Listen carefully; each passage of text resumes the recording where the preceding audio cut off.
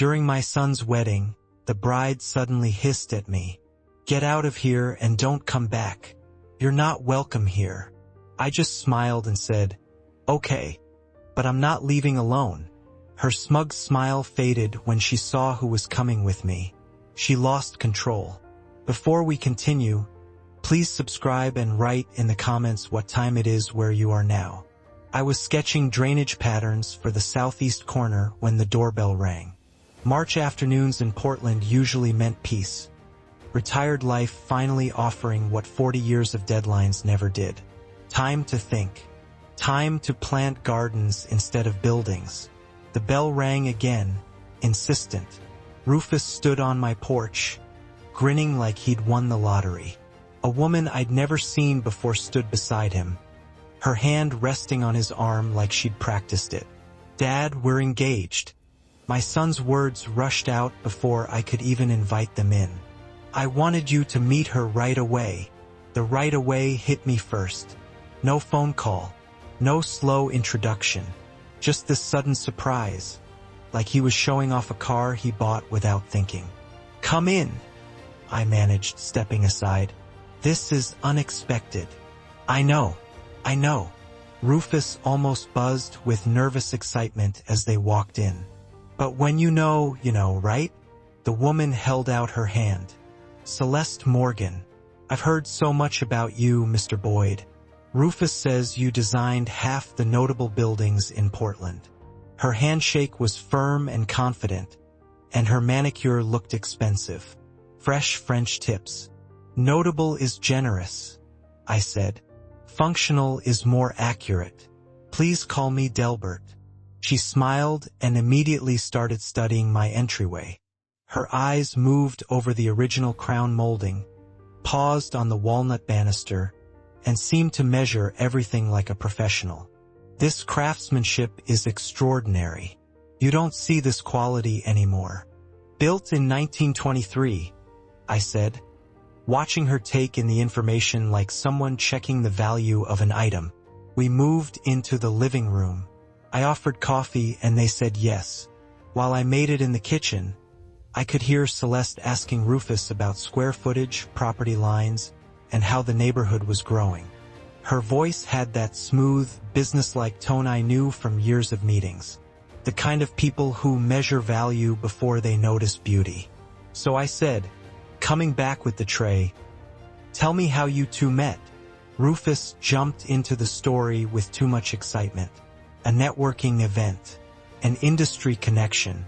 She was consulting for a luxury real estate firm. He was giving a talk on sustainable development. Their eyes met across the conference hall, very movie-like. Celeste added in neat, exact details. "I work with high-net-worth clients, mainly property portfolios, investment strategies, and estate transitions." She said high net worth 3 times in 5 minutes. When I met Rufus, his passion for ethical development impressed me. So many people in our industry just chase profit. "What about your family?" I asked. "Where are they?" She dodged the question smoothly. "Seattle originally, but we weren't close. I prefer looking forward instead of back. Rufus has told me wonderful stories about you, though. Retired architect, widower, built this beautiful home. He clearly got his talent from you." The compliment felt practiced. I sipped my coffee and said nothing. "Actually," Rufus said, pulling papers from his messenger bag, "Celeste suggested something I think shows real maturity. A prenuptial agreement for transparency and mutual protection." He handed me the document like it proved how good she was.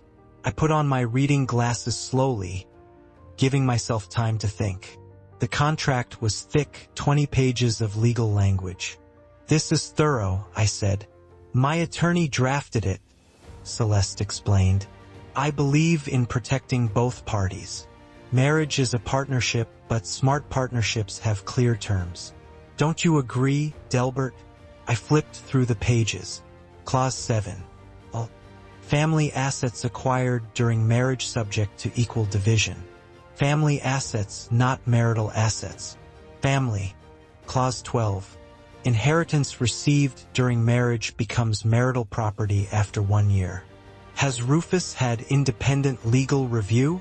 I asked. Dad, it's fair. Celeste wouldn't. I'm sure. I cut in gently. It's just standard practice, son. Any big contract deserves 2 viewpoints. Rufus looked hurt. Celeste touched his arm, guiding him with quiet pressure. Would you like to see the rest of the house? She asked me. I'm fascinated by architecture from this time period. We walked through the rooms. She took pictures of the crown molding for inspiration, but her camera angles showed more than decoration. In the master bedroom, she stopped by the window that looked out over the garden. Such a large house for one person, she said. Have you thought about what happens to it eventually? The word eventually hit like she meant something heavier. Eventually is a long way off, I said. Of course, she smiled. I only mean estate planning is crucial.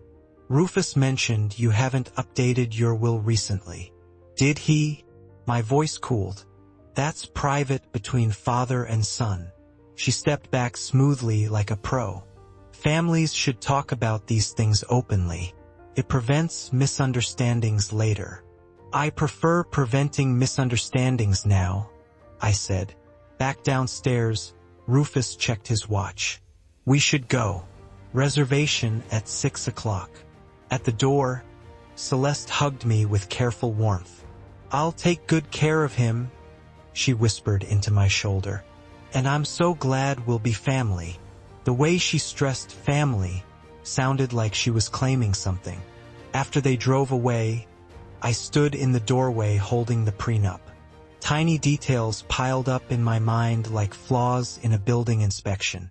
The diamond bracelet, at least 3 carats, worth more than 6 months of a consultant's salary. The designer handbag, her knowledge of inheritance law way beyond casual interest. Questions about my will before she ever asked about my favorite foods or hobbies. I went to my study, spread the contract across my desk, and started making notes. I circled clause 12 and underlined clause 7. In the margin, I wrote one word, why. The weeks after their visit dragged by with suffocating normalcy. Rufus called often, and every talk drifted to wedding plans, venues, guest lists, colors. I answered with the right excitement, asked the right questions, played the part of the supportive father. The prenuptial contract sat in my study drawer. Twice Rufus asked if I'd reviewed it closely. Twice I said I was still reading. The truth was, I'd read it 17 times. Every time I found new problems hidden in the legal wording. But suspicion wasn't proof. And instincts don't convince a son blinded by love. Mid-April came with unusual warmth. My former colleague, Robert Chen, called to meet for lunch downtown. He wanted advice about retirement planning and moving from full-time work to consulting. I agreed. The restaurant he chose, Cascade Room, was in a renovated warehouse in the Pearl District. I arrived 15 minutes early, like I always did after decades of client meetings. The hostess put me near the window. Good natural light. I looked at the menu, wondering if Robert would be late again. When movement across the room caught my eye, I looked up and froze. Celeste sat at a corner table, partly hidden behind a decorative column. A man in an expensive suit sat across from her. Early 40s, dark hair, confident posture.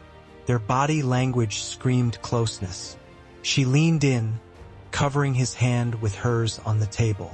His thumb rubbed her wrist like it was normal. My first urge was to jump up, march over, and demand answers. My hand even moved to push back my chair. Then 40 years of discipline pushed down the emotion. Confront her with what? Lunch with someone? She'd have an excuse ready. Business meeting. Old friend. Lucky coincidence. I needed more than a single moment.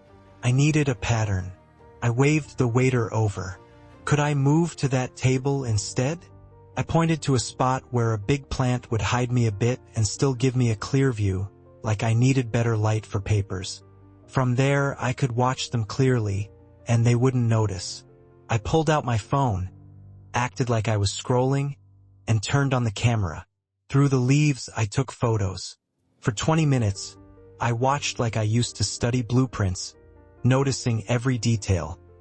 Her fingers tracing his forearm, his hand touching her cheek, the way they shared dessert with one fork, laughing at some private joke. When the check came, he paid right away. An expensive bottle of wine. Multiple courses, even from far away I could tell. They were comfortable, practiced. This wasn't a first date. It wasn't even a second meeting. This was an ongoing relationship. When they got up to leave, she kissed his cheek and stayed close, her lips near his ear. He whispered something that made her laugh. Not the polite laugh she used in my living room, but a real one. They left separately, being careful like they knew they had to hide. I waited 5 full minutes, paid fast with cash, and followed toward the parking area. The man got into a black Mercedes sedan. I took a photo and made sure the license plate was clear. Robert Chun arrived 20 minutes late, full of apologies about traffic. I barely heard our lunch talk. My mind kept spinning through what this could mean and what I should do next. After lunch, I drove straight to Philip Tawes, a journalist I'd known for 20 years through Chamber of Commerce events. "Philip, I need a favor," I said. "A discreet one." He looked up from his computer. Discreet usually means trouble. Information only. License plate to name. He studied my face. Legal trouble. Family trouble. You need to know who someone is before you decide what to do. Philip leaned back. "Remember when I needed an architect's opinion before buying that house on Thurman? You found foundation issues. Probably saved me $50,000. I remember. Then consider us even." He took the plate number I wrote down. 30 minutes and 2 calls later, he had it. Daniel Kraus, real estate agent at Premier Properties Northwest. Specializes in luxury estates, over 2 million. I looked Daniel up online while still in Philip's office and found his profile photo. Same man from the restaurant. Match confirmed. Now I needed more.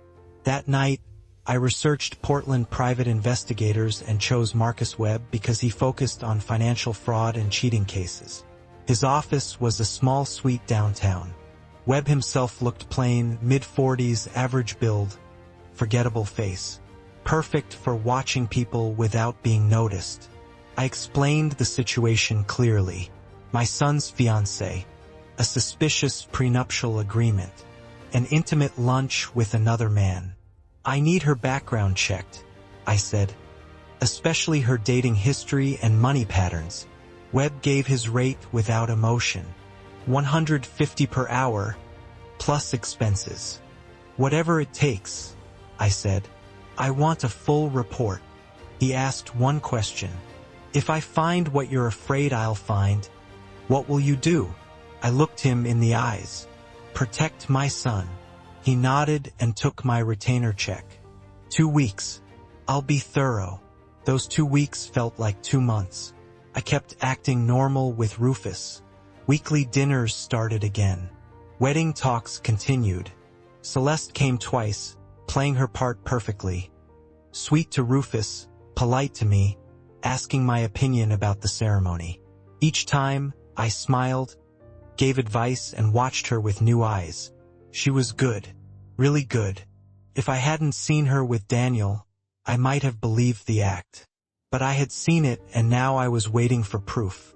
Webb called on May 2nd. Reports are ready. You'll want privacy when you read it. We met in his office. The folder he handed me was thick, at least 60 pages. Took some digging, Webb said, but the pattern is clear. She's done this before.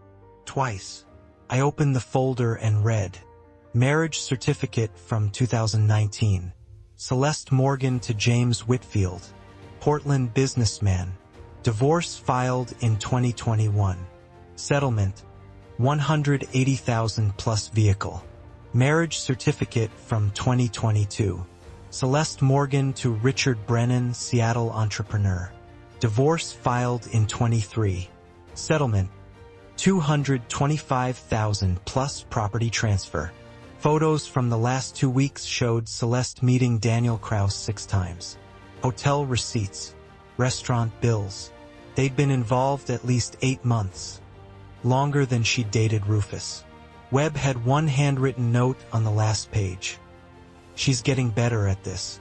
I closed the folder and sat in silence, taking it all in. My son wasn't in love. He was a mark, target, a deal she had been planning before they even met. Recommendation, Webb asked. Show him this today. Not yet, I said slowly. If I do this wrong, she'll convince him I'm paranoid. I need better timing, a full plan. Don't wait too long, Webb warned. Wedding is what? 4 months away? I stood with the folder in my hands. I won't let it happen. Trust me. I left Webb's office carrying a folder that weighed nothing and everything. On the drive home, Portland traffic blurred past. My mind barely noticed stoplights. It ran on one thought. How do I stop this without ruining my relationship with Rufus? At home, I spread Webb's report across the dining table. Marriage papers, divorce papers, settlements. Surveillance photo. Each page was another nail in Celeste's coffin, but I had to hammer those nails with care. If I went to Rufus too early, she'd call me jealous and controlling, unable to let him live his own life. If I waited too long, legal protections would lock in. Timing was everything. I needed expert help, not just facts, but a legal plan. The next morning, I researched Portland family law attorneys and picked Patricia Reynolds after reading she had 23 years handling prenuptial disputes and fraud cases. Her office was in a renovated Victorian in Nob Hill. I called at 9 sharp and explained I needed a consult about a fraudulent prenuptial agreement. She had an opening at 11 o'clock. Reynolds was a sharp-faced woman in her 50s with a direct style that didn't waste time. I explained the situation and showed her Webb's report. She studied everything closely, making notes in neat handwriting. After 20 minutes, she looked up. Oregon's Uniform Premarital Agreement Act allows contracts to be voided if they were obtained through fraud, pressure, or failure to disclose. The challenge is proving fraud. You need to show intent existed before the contract was signed. She explained the burden of proof. Patterns, money motive, hiding important facts. The earlier marriages help show a pattern. Her relationship with Daniel shows ongoing deception. But you'll need testimony from prior husbands. Victims willing to say she used the same tactics. Reynolds named her retainer. $5,000 for full case preparation. I wrote the check right away. From now on, document everything, she said. Record conversations if Oregon's one-party consent law allows. It does if you're part of the conversation. Get your son's permission to record family discussions about wedding planning. Don't tell him why yet. I left with a legal roadmap. That afternoon, I went back to Webb. I need you to find her previous husbands. Both of them. I need to know if they'll talk, if they'll testify. Webb checked his notes. Kevin Morgan, first husband, lives in Seattle. Tech consultant. Divorced her 3 years ago. Second husband, James Pritchard, moved to San Francisco after their divorce 2 years back. Harder to locate. Job changes. Might have changed his name to avoid the divorce story. I approved more expenses without blinking. Whatever it costs. These men are key. My attorney says their testimony could void the prenup completely. Webb warned me. Some divorce victims don't want to relive it. They may refuse. Then I'll convince them, I said. They deserve to know she's doing it again. That evening, Rufus called about weekend brunch with Celeste. She wanted to bond more with me before the wedding. I took the chance. Son, I've been thinking. This is a big time in your life. Would you mind if I recorded some of our conversations? Like a family history project. Stories, advice, memories. Something you and Celeste can listen to years from now. Rufus loved the idea. That's really thoughtful, Dad. Celeste will love that. The next day, I bought a professional recorder. Small, discreet, voice-activated, 8-hour battery. I tested it again and again. The audio was clear. Oregon law allowed it. I wasn't breaking laws. I was building a foundation of evidence. I created an encrypted folder on my computer named Family Archive 2025. Then I built a careful system. Date, time, who was there, what was said, and why it might matter legally. Saturday came. I turned on the recorder in my shirt pocket before Rufus and Celeste arrived. Celeste walked in smiling, kissed my cheek, brought expensive pastries, and praised my garden work. Over coffee, she smoothly pushed the conversation to estate planning. Delbert, Rufus mentioned you haven't updated your will since his mother passed. That's 8 years. Laws change. Taxes change. Have you thought about reviewing it? I acted slightly confused and thankful. I suppose I should. I've never been good with legal paperwork. You understand this stuff? She leaned in, excited. I work with attorneys all the time through real estate deals. I can recommend someone or we can talk as a family. Knowing everyone's situation helps with long-term planning. Family planning? I repeated carefully. You mean after you and Rufus marry? Exactly. Combined household finances, shared resources, coordinated investments. Modern families operate as economic units. Rufus added, clueless. Makes sense, Dad. Celeste has a business degree. She's better at money stuff than either of us.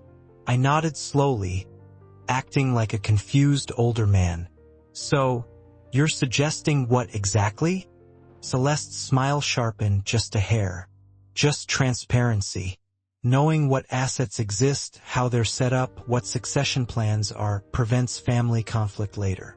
I noticed how quickly she said later. She was already planning my death. I'll think about it, I said softly. After they left, I uploaded the recording, marked the key parts right away. Her words said everything. Combined household, shared resources, succession plans. She wasn't planning a marriage. She was planning a takeover. Over the next 2 weeks, Celeste contacted me more and more. She called me directly, pretending to ask about wedding choices, venues, catering, guest lists, but every talk drifted to my property. This house is so big. Have you thought about downsizing? Rufus and I could buy it from you at a fair price. You could move somewhere easier. Another time, life insurance policies. Do you have enough coverage? Rufus should be the beneficiary, of course, but is it structured correctly? Each question got bolder. I recorded everything and kept acting innocent. You're so thoughtful to help me with this. I never know what I'm doing. Inside, I was tracking her moves with cold precision. She was speeding up, trying to attach legal hooks before the wedding. Why the rush? Webb's surveillance showed Daniel was pushing her. Their relationship was tense because she was spending so much time investing in Rufus. 2 men at once. Pressure rising. Mistakes coming. Good. Late in that second week, I turned the spare bedroom into a command center. I bought a large corkboard, colored pins, index cards, and string. In the middle, Celeste's photo from the engagement announcement.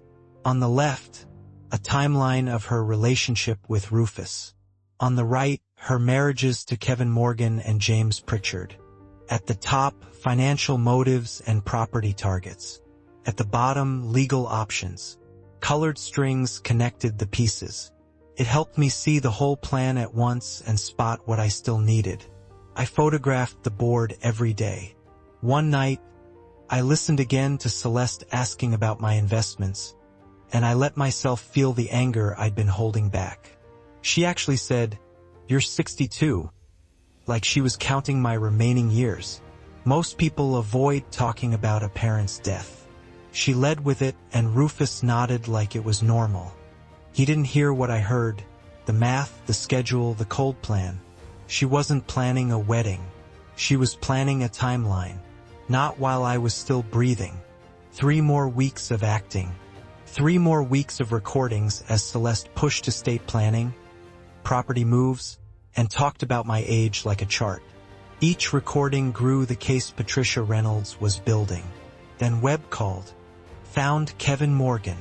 Lives in Seattle. Tech consultant. Divorced Celeste 3 years ago. I told him I was investigating her current engagement. Webb paused. He got very quiet, then asked if the new victim had children. When I said grown son, he said, "Tell the father I'll talk to him." Not to an investigator. To me. So I drove to Seattle on a Thursday morning in June. Interstate 5 stretched north through familiar views, evergreens and exits I'd taken on business trips decades ago. On the passenger seat was the folder, Webb's report, photos of Celeste and Daniel, my timeline notes, everything I'd need to prove I was serious. Kevin chose a cafe in Capitol Hill, quiet, good coffee, corner booths. I arrived 30 minutes early, picked a table with a clear view of the entrance, and sat where I could watch. Kevin walked in on time. Average height, business casual clothes, caution written all over him. I recognized him from Webb's photo, stood, and held out my hand. "Mr. Morgan, I'm Delbert Boyd. Thank you for meeting me." He shook my hand and studied me before sitting. "Your investigator said she's engaged to your son. How old?" 37. Kevin winced.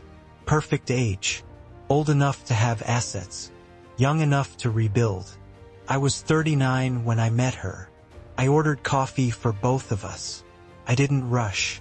I asked, "How are you now, 3 years later?" Kevin seemed to appreciate that. "Better.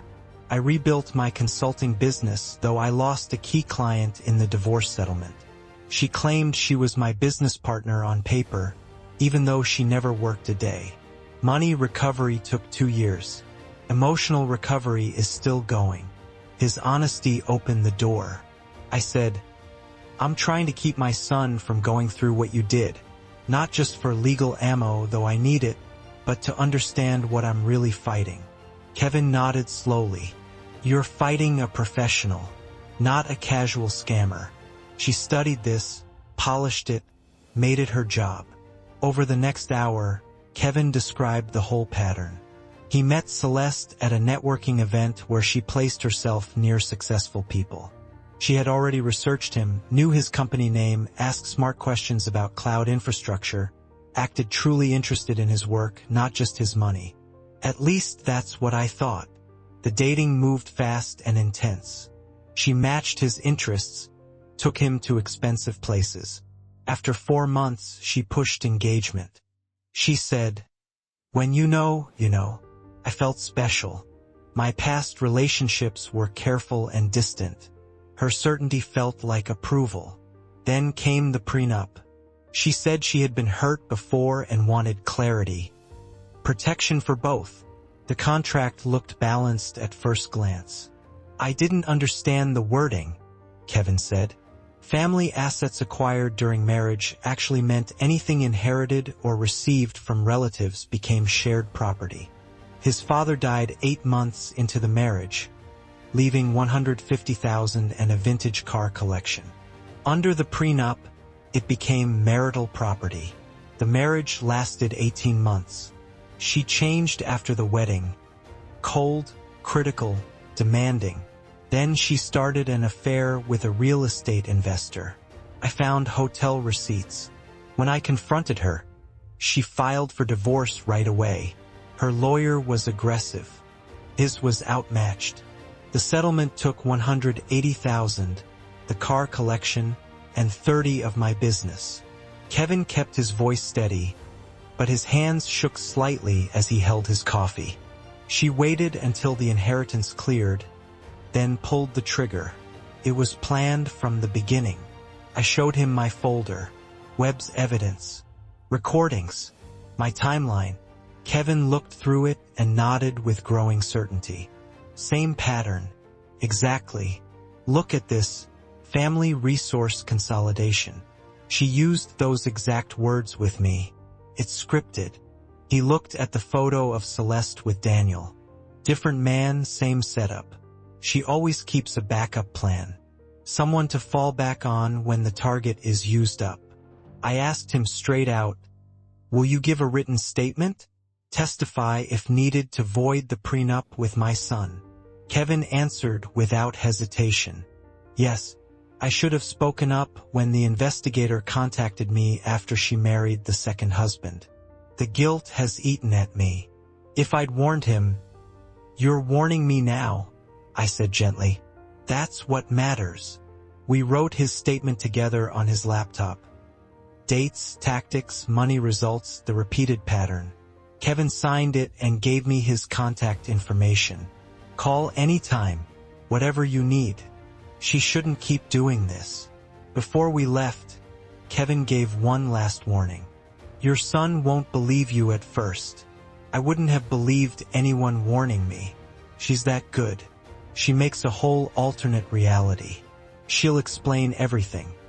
The other man is a business contact. The earlier marriages ended fine. Your suspicions are controlling paranoia. I admitted, it's already happening. He's been canceling dinners, making excuses. Textbook, Kevin said. Separate the target from anyone who sees the truth. Timing matters. You need overwhelming evidence all at once, at a moment he can't dismiss. I took that in. When I show him, it will be the full picture, not a piece he can explain away. Kevin stood and shook my hand. Save your son. I wish someone had saved me. I drove back to Portland with Kevin's signed statement safe in my folder. I felt momentum shift. Now there was human proof, not just paperwork. But as I crossed into Oregon, my phone buzzed with a text from Rufus. Dad, sorry to cancel Sunday dinner again. Wedding planning is crazy busy. Celeste says we need to finalize the venue this weekend. Rain check. Third cancellation in 4 weeks. I recognized the method Kevin described. Little steps, each one sounding reasonable, adding up to isolation. I texted back, of course, son. Let me know when you're free. But as I drove through late afternoon traffic, I did the math. The wedding was 10 weeks away. Celeste was tightening control. My evidence was strong, but time was short. Could I finish before Rufus was legally trapped? For an architect, it felt like a hard deadline. It had to be yes. I pinned Kevin's statement to the command board and connected it with red string to Celeste's current tactics. The pattern was clear now. A professional system used on multiple victims. But gathering proof and reaching my son were not the same. The Sunday after Seattle, Rufus called. Dad, can we move dinner? Celeste needs help choosing between venues. I said yes. Next Sunday, photographer meeting ran late. Third Sunday, sorry Dad, wedding planning is overwhelming. We'll catch up soon. 3 Sundays in a row. A tradition we kept even when he studied abroad, gone now. Celeste was doing exactly what Kevin warned me about. By mid-July, I knew she sensed something. Maybe my acting slipped. Maybe her instincts spotted danger.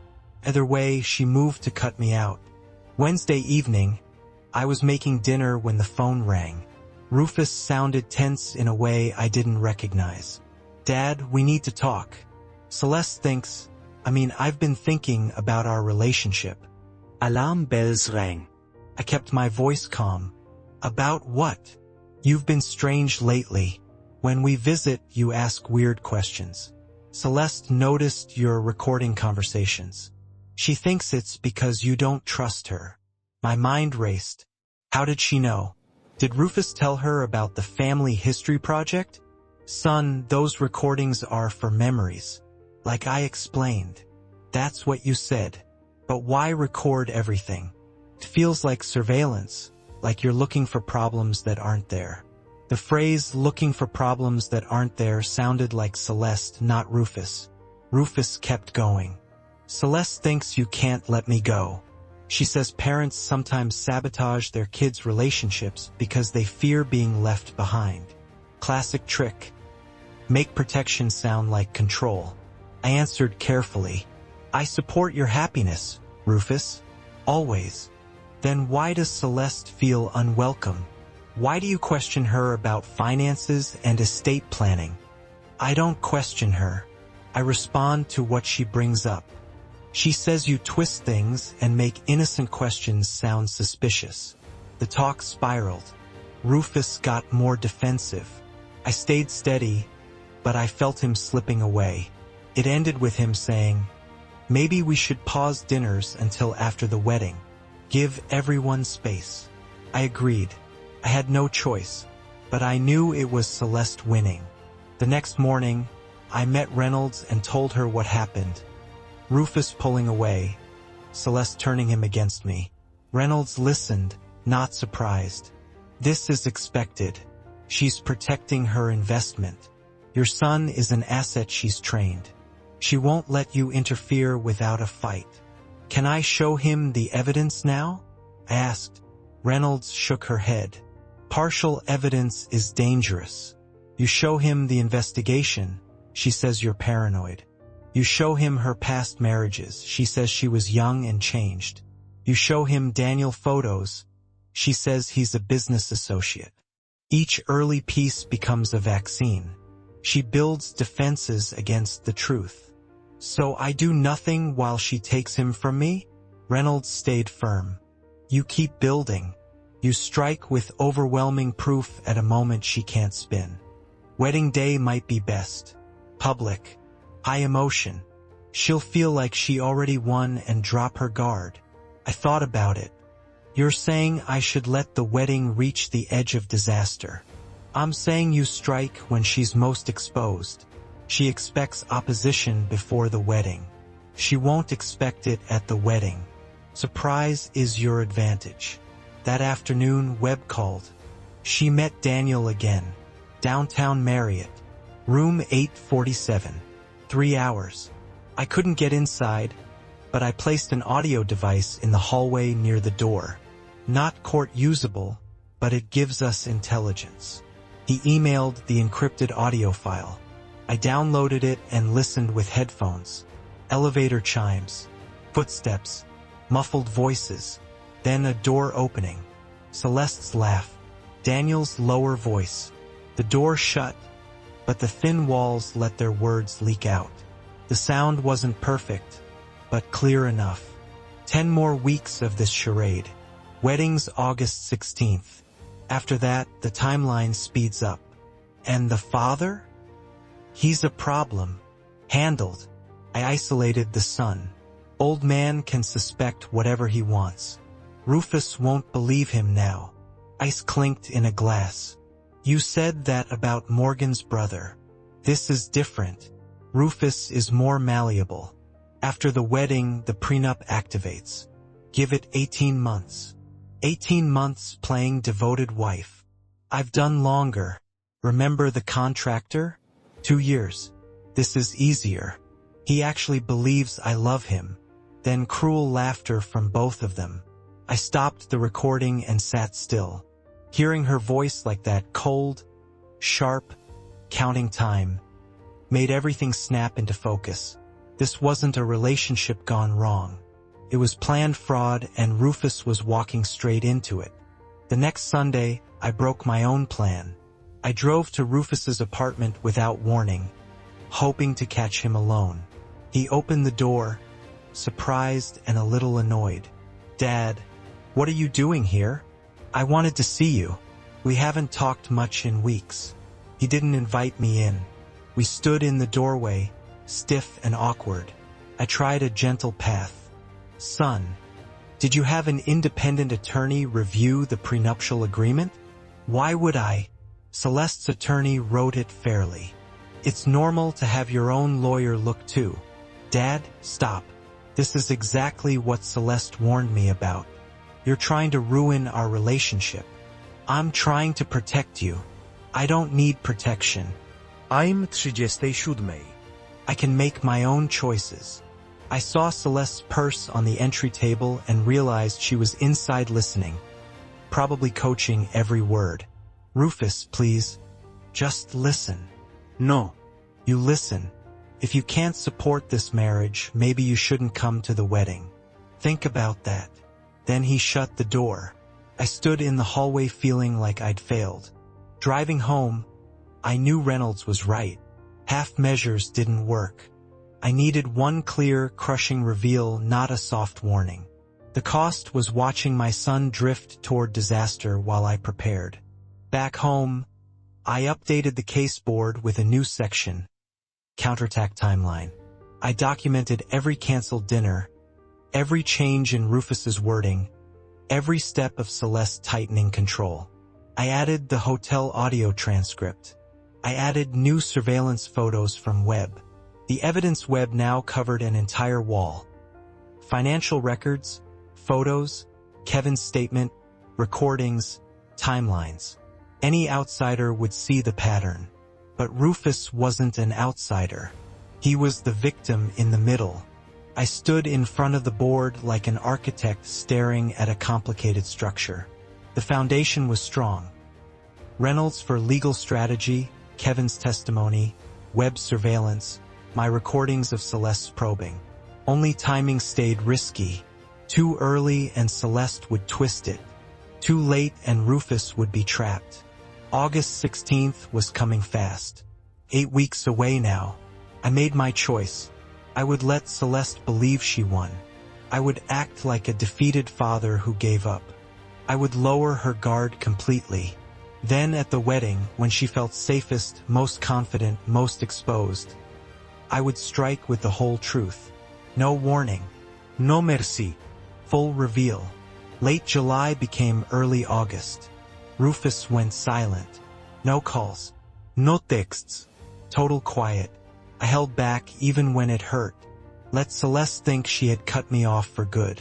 Meanwhile, the work continued. Webb sent final surveillance. Celeste met Daniel 4 times in 10 days as the wedding got close. Hotels. Expensive dinners. Long afternoons at his waterfront condo. Each meeting photographed and dated. They were planning what came after the wedding, sure their plan would work. Patricia Reynolds arranged the evidence into a legal presentation. Victim testimony, money records, surveillance, recordings, prenup analysis. This would convince any judge, she said. But your audience is your son, not the court. Arrange it for emotional impact, not just legal strength. 2 weeks before the wedding, I was ready. Then Rufus called. Wednesday evening, August 6th. I was in the command center sorting evidence packets when his name appeared. First call in 3 weeks. Dad. His voice was unsure, almost embarrassed. Ils sont. Silence. Then, wedding's Saturday.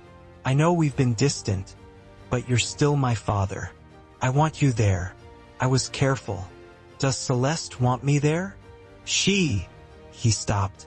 She thinks it's not a good idea, but it's my wedding too. I'm inviting you. I appreciate that. Of course I'll come. Really? I support your happiness, Rufus. Always have. More silence. I could tell he wanted to say more but couldn't. Finally, ceremonies at 3 p.m. Brookside Country Club. Reception after. You don't have to stay long if it's awkward. I'll stay as long as makes sense, I said. But I need to tell you something important at the wedding. Will you give me a few minutes before or after the ceremony? Your choice. Important? Like what? His defensive tone came back. If this is more criticism of Celeste, it's information. What you do with it is your choice. Just promise you'll listen. He hesitated. Fine. After the ceremony. Brief talk. Thank you, I said. That's all I ask. When he hung up, I sat still. His call meant Celeste's control wasn't total. Some part of him still wanted his father there. That made the truth harder, but the lie was worse. The first week of August, I turned months of evidence into a clear presentation.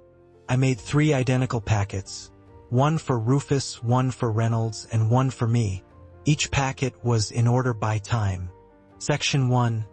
Background, Kevin Morgan's statement and records of earlier divorces. Pattern notes. Section 2. Current deception. Webb's photos of Celeste and Daniel over 3 months, hotel records, and a timeline showing meetings during Rufus's relationship. Section 3. Manipulation, transcripts of my recordings showing money probing, estate pressure, and isolation tactics. Section 4. The smoking gun, the hotel audio transcript where Celeste and Daniel talk about timeline, money, and the scheme. Section 5. Legal analysis, Reynolds' notes on fraud signs and grounds for annulment. Each section had colored tabs and highlighted lines. The whole packet was organized like a blueprint. Step-by-step proof leading to one unavoidable conclusion. I sealed the packets in simple folders labeled The Truth About Celeste Morgan. 2 went into my safe. 1 stayed ready for wedding day. I also made a digital backup on an encrypted USB drive. If anything happened to the paper, the truth would still exist. On August 8th, I met Reynolds for the final planning session. She reviewed the packet and called it devastating. Then she got practical. Revealing this at the wedding is high risk. Rufus will be emotional and defensive. Celeste will try to take control instantly. You must present everything at once. No gaps. No time for her to filter it. What do you advise? Pull him aside privately after the ceremony. Make sure you're alone. Use the packet. Then she paused. What's your extraction plan? Extraction. After you tell him, he must get away from Celeste to think. She'll try to isolate him and spin it. You need a place he can go where she can't follow. I hadn't planned that. My house, I said. I'll insist he come with me. Reynolds nodded. Pack a bag for him. Clothes, toiletries, a few days' supplies. Show him you're ready to support him. On August 10th, Webb delivered his final report. The last photos showed Celeste and Daniel at a waterfront restaurant 3 days earlier. Their talk looked intense. Webb added, I also found financial info. Daniel paid for the hotels, dinners, and even bought her jewelry she doesn't wear around Rufus. He's invested a lot. I absorbed that. So Daniel is a victim too, in his own way. Webb shook his head. Not after what we heard. He knows what she's doing. He's part of it. Webb held out his hand. Good luck. Best case I've had in years. Stopping someone before she finishes the cycle. On August 12th, Rufus called again. Ceremonies 3 p.m. Brookside. I know I said it, but I want to be sure you're really coming. I'll be there, I told him. Okay, thanks, Dad. That night, I wrote Rufus a letter and sealed it. It was only for the worst outcome, if the confrontation went wrong. It explained why I investigated where the evidence was, and that I was sorry for the method but not for protecting him. I put the letter in my safe deposit box with instructions for my attorney if things fell apart. August 15th, Friday night, the last night before the wedding. I prepared like I always had for big work deadlines. I set out my suit. I checked the evidence folder. I tested my recorder, small enough to fit in my jacket pocket. Battery full. Memory clear. Voice activation on. I ate a light dinner so my stomach would stay calm. I sat in the command center one last time, studying the evidence board. Months of work would come down to minutes tomorrow. I took a final photo of the board, then dismantled it and filed everything away. The room became a guest bedroom again. The evidence was packed, but my mind was ready. Sleep didn't come easily. In the dark, I ran through outcomes. Best case. Rufus sees the truth right away, leaves with me, cuts off Celeste. Worst case, he believes her and goes on with the marriage. Most likely, Confusion, denial, then slow acceptance over hours or days. I was ready for each one, but I hoped he would see it fast. Near dawn, I slept briefly and dreamed of construction sites and collapsing buildings. Some with strong foundations, some failing. I woke at 6. Wedding day was here. Wedding morning came with gray Portland clouds that looked like rain, but no rain fell. I dressed carefully. Charcoal suit, white shirt, simple tie. The evidence folder slid into my inner jacket pocket. Felt light, but it felt huge. I tested the recorder one more time. Full battery, clear memory, voice activation ready. I arrived at Brookside Country Club 90 minutes early. I wanted to learn the layout, find quiet places, and plan where I could talk to Rufus alone after the ceremony. The club sat on rolling hills above the Willamette Valley. Perfect lawns, old buildings, quiet wealth. The parking lot filled with expensive cars. Inside, everyone rushed. Florists adjusting flowers, caterers setting up, the photographer checking light. I chose a seat for the ceremony. Back row, aisle seat, clear view. Guests came in waves. Celeste's side filled fast with well-dressed strangers. Rufus's side stayed thin. Proof of the isolation she had built. I recognized only a few co-workers. No close friends. The wedding party lined up. The music started. Celeste appeared in a white gown that looked like it cost $15,000. She walked with calm confidence, smiling like she already owned the future. I turned on the recorder with a small touch inside my pocket. Vows were spoken. Love, honor, cherish. Every word from Celeste was a lie I could prove. Rings were placed. I now pronounce you husband and wife. People clapped. They kissed. I watched my son seal a legal trap, knowing I might have only 30 minutes to free him. The reception moved into the ballroom. Cocktail hour began. Champagne, appetizers, smiles. I stayed on the edge and drank no alcohol. I watched. Celeste stayed glued to Rufus's arm, guiding every conversation, blocking anyone who tried to talk to him alone. Control in plain sight. I studied the building like a plan. Ballroom, side rooms, exits. Deibot. Best private spot. A small library off the hallway. Closable door. Good light. A table for papers. Dinner seating placed me at table 8, far from the head table. A small choice, but I knew it was Celeste's. During dinner, I watched her shine. She looked happy, proud, unstoppable. Then dessert ended, and the DJ announced, "Now we'll hear from the bride's parents," followed by the father of the groom. Before the bride's parents finished, Celeste stepped away from the head table and walked to mine. She leaned close, voice low. "Delbert, I want to thank you. You raised a wonderful son. Your job is complete now." She paused to see my reaction. I stayed blank. "This is my family now. Rufus and I discussed it. We need space to build our marriage without interference."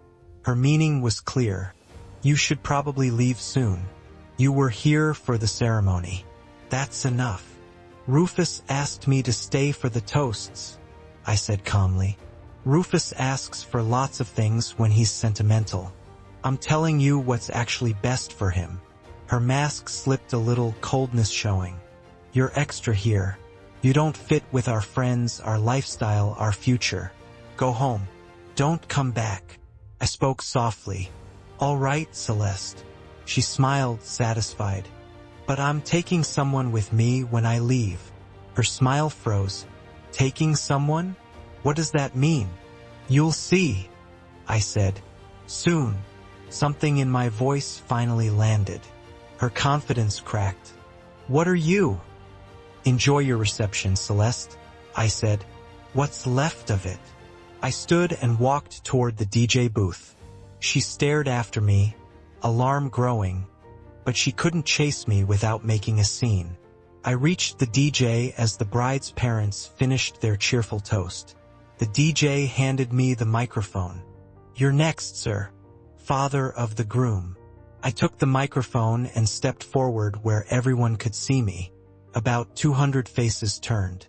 Rufus watched from the head table, expecting a normal toast. Celeste looked truly afraid for the first time. "Thank you all for coming to celebrate," I began. "I'm Delbert Boyd, Rufus's father." That sounded normal and people relaxed a little. Usually this is the moment for a toast. Good wishes. Welcoming a new family member. I paused. "I'm not giving that toast." The room tightened. What I have to say is more important than tradition. I looked at Rufus. "Rufus, I need to speak with you privately. Right now. This cannot wait." The whole hall shifted. Rufus half stood. "Dad, what are you doing?" "Rufus, I need you right now. 10 minutes. Private. What I show you will change everything." Silence fell. Guests whispered. Celeste's face drained. She tried to control it. "This can wait. Let's keep the reception going. We can handle family issues later." "No," I said firmly. "It can't." Rufus stood all the way. Celeste grabbed his arm and hissed something. He shook his head and stepped away from her. 10 minutes, he said. "Then you explain why you ruined my wedding." He walked toward me. Celeste stood to follow. I held up my hand. "Just Rufus, father and son." "He's my husband now," Celeste snapped. "I have a right." "You have no right to this," I said. "Rufus, library down the hall." "Just us." Rufus nodded, unsure but curious. We walked out. Behind us, Celeste called, "Rufus, don't let him manipulate you. Whatever he says." Her voice faded as the hallway closed around us. I guided Rufus into the library. He stepped in. I followed and shut the door. The reception sounds became muffled. We were alone. The truth moment was here. The library door clicked. Silence filled the room like pressure. Rufus stood by a bookshelf with his arms crossed, jaw tight. His suit was still perfect. His boutonniere still fresh. Husband for less than 3 hours. "All right," he said sharply. 10 minutes. You wrecked my reception for this. Show me what could possibly make that okay." I pulled the folder from my jacket and placed it on the table. It was about 2 inches thick. Months of work, packed tight. My hands didn't shake. I trained for this moment too long. "Before I open this," I said, "you need to know. Everything inside was legally obtained. Nothing made up. Nothing guessed. Every claim can be proven." "Why are you talking like a lawyer?" he snapped. "Just show me." I opened to section 1. "This is a statement from Kevin Morgan."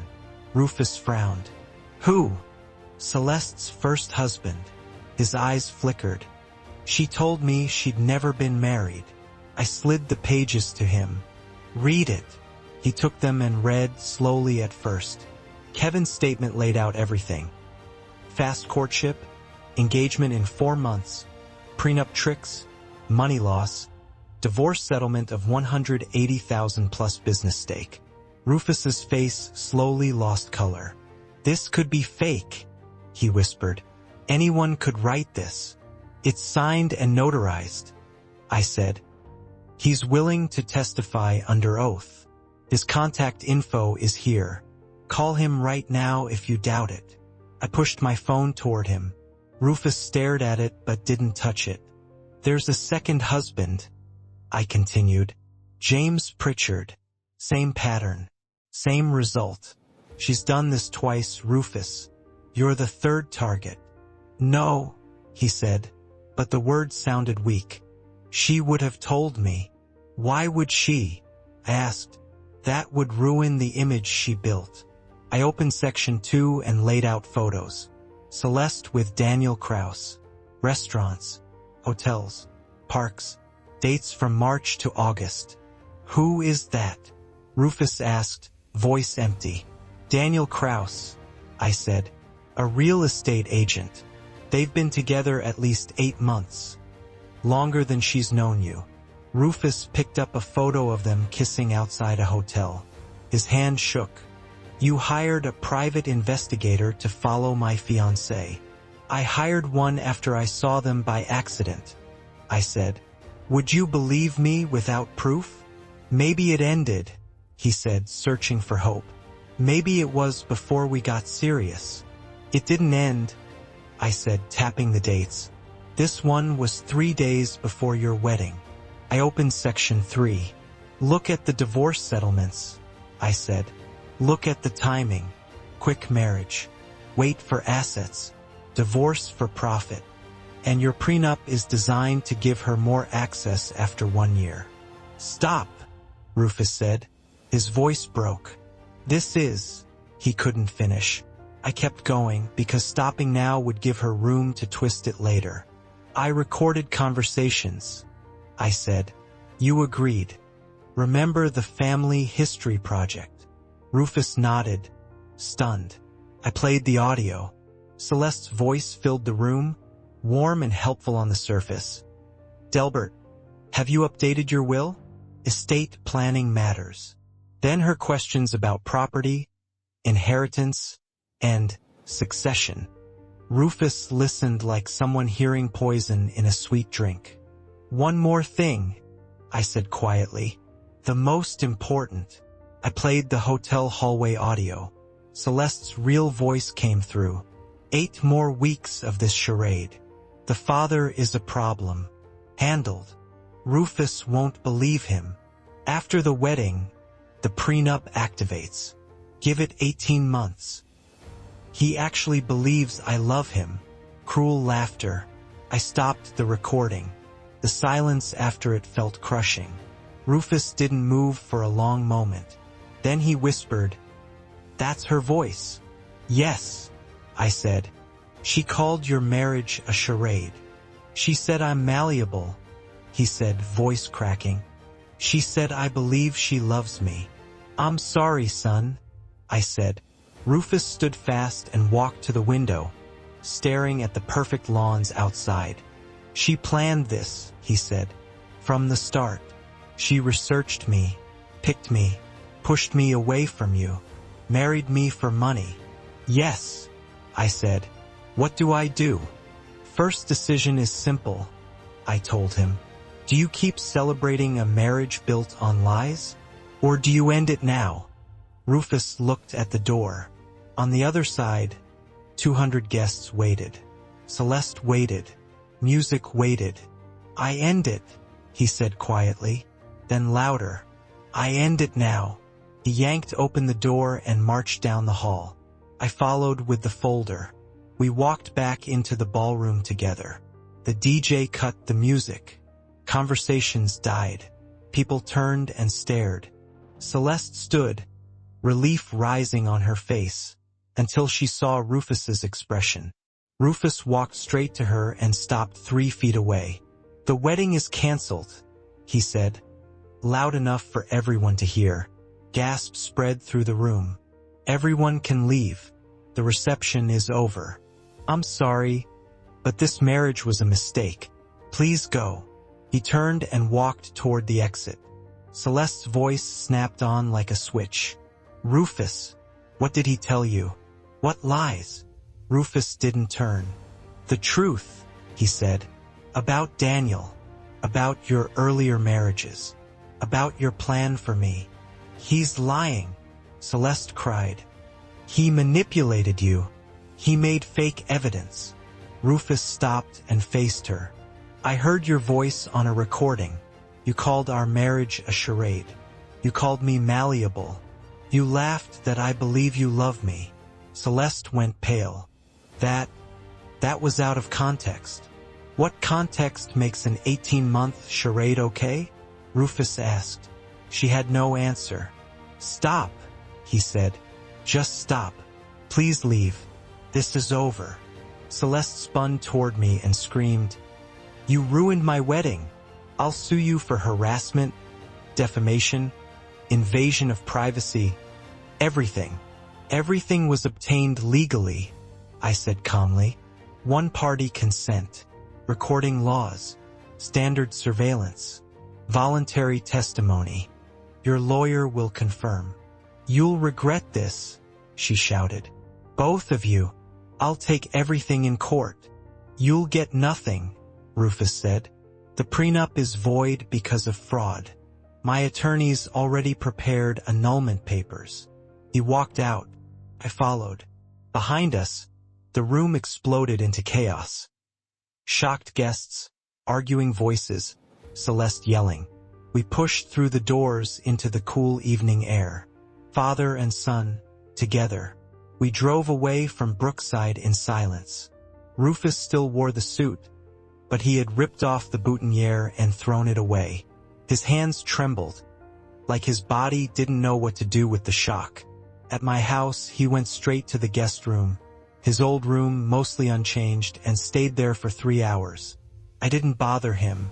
He needed space. When he came out, his face was red from crying, but his voice was steady. Tell me what happens next. Legally, that night we called Patricia Reynolds. She came within the hour, spread evidence across my dining table, and explained the plan.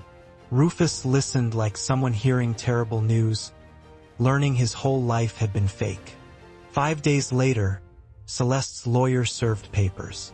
She sued for breach of contract and emotional damages. 1 million. Reynolds smiled when she read it. Perfect. She's choosing the battleground where we're strongest.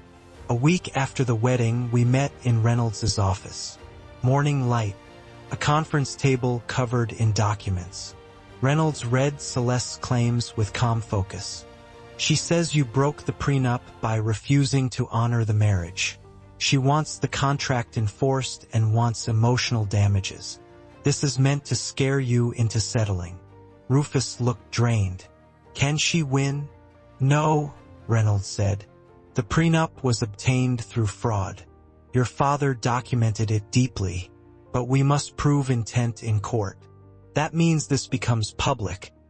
Kevin Morgan's testimony, surveillance photos, recordings, financial history. It will hurt. Your private humiliation becomes a public record. Her lawyers will call you vindictive. Let them, I said. We have her voice on tape calling the marriage a charade and naming an 18-month timeline. We have 2 earlier victims with the same pattern. Reynolds stacked papers neatly. Hearing is in 2 weeks. I'll file a counter-motion to void the contract due to fraud. I'll also ask the court to refer this to the district attorney for criminal investigation. The week before the hearing, Reynolds trained Rufus for testimony. She played the opposing lawyer attacking hard. Mr. Boyd, isn't it true you chose this relationship, proposed, and signed the prenup after reading it?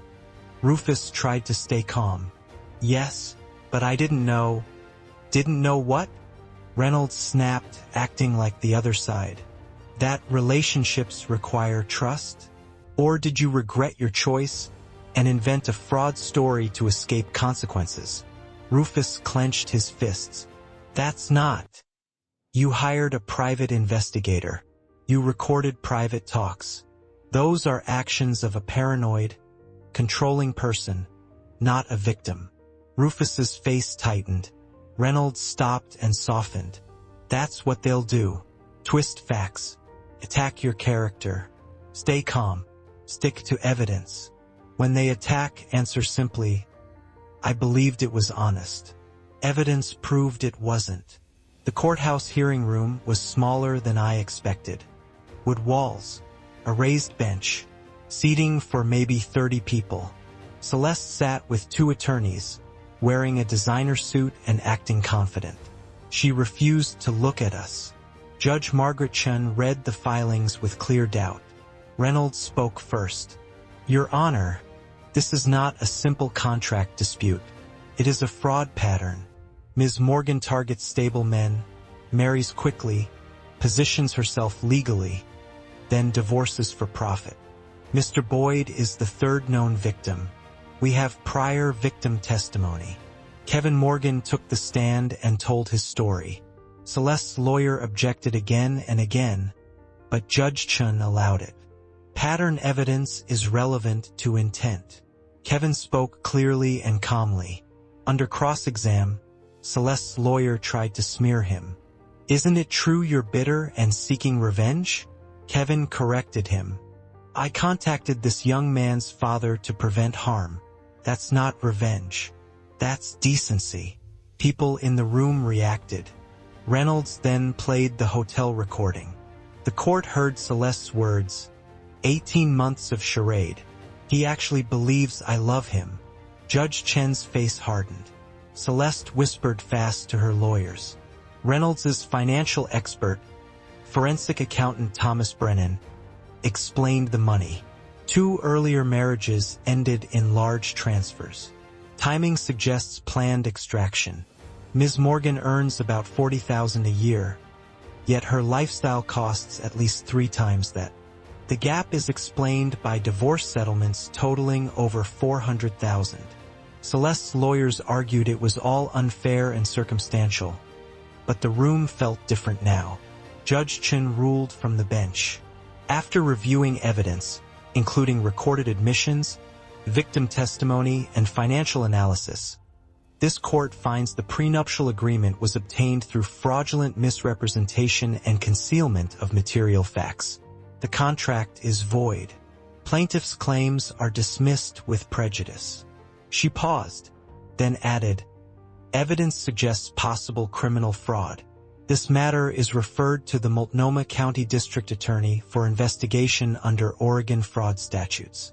Ms. Morgan, you should consult a criminal defense attorney. The gavel struck. Celeste's face went gray. Her lawyers rushed to talk to her. Reynolds leaned toward us. Complete victory. She has nothing.